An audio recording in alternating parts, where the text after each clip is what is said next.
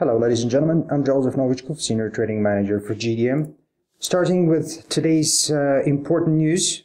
Today for Asian stock markets traded mixed as of course Eurozone finance ministers failed to reach a deal with Greece.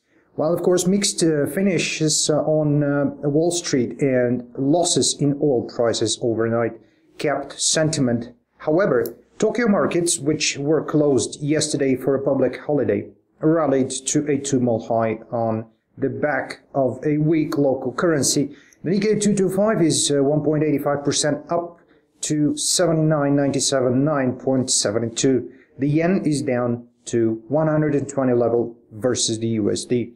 Better than expected core machinery orders for December also lifted risk appetite.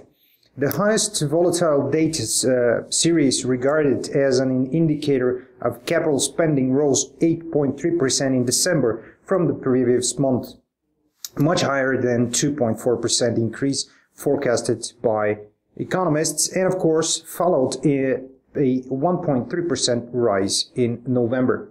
Fears of a bubble in Australia's property market have increased since the Reserve Bank of Australia cut interest rates for a fresh record low last week. But of course the central bank may not be the only one to blame. The employment change and unemployment rate came out worse than expected during the Asian session, sending the Aussie down with another 100 pips to 76.60 US cents.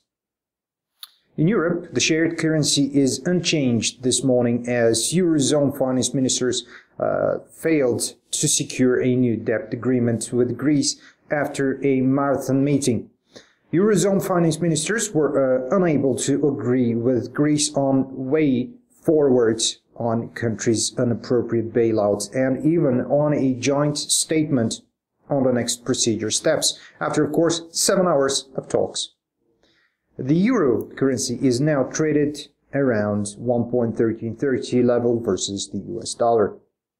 Going to Britain, the pound over there is steady at the moment at 1.5240 US dollars per pound before the Bank of England's Quarterly Inflation Report delivered by the Governor Carney in his speech.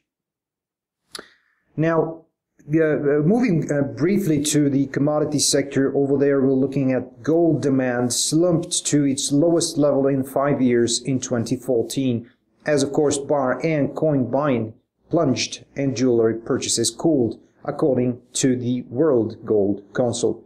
Now, the price dropped to a 5-week low as confusion over Greece's debt negotiations with its European lenders dominated market during some safe haven bets for the metal. Now, the metal lost 1.2% yesterday, down to $12.16 an ounce, as the dollar also hit a 3-week high peak against a basket of major currencies on weakness, as we mentioned earlier, in the Eurozone and in the yen. Oil prices gotten crushed for the last 6 months. The extent to which that was caused by an excessive supply or by slowing down in demand has big implication for where prices will head next. Oil prices will get a lot worse before they can get better, as we're seeing that oil prices would bottom during the second quarter of this year. During that time, the price of the West Texas Intermediate crude could be around the $30 a barrel level. Now, for the economic calendar today, most important news at 10, European industrial production. Of course, half an hour later, 10:30, Bank of England's Quarterly Inflation Report and Governor Carney Speech. And at 13:30, initial and continuing jobless claims for US. Also for US at the same time, retail sales. With another word said, highly volatile day is expected all over the market. Keep an eye on the calendar. Stay tuned. Thank you for watching. Bye-bye.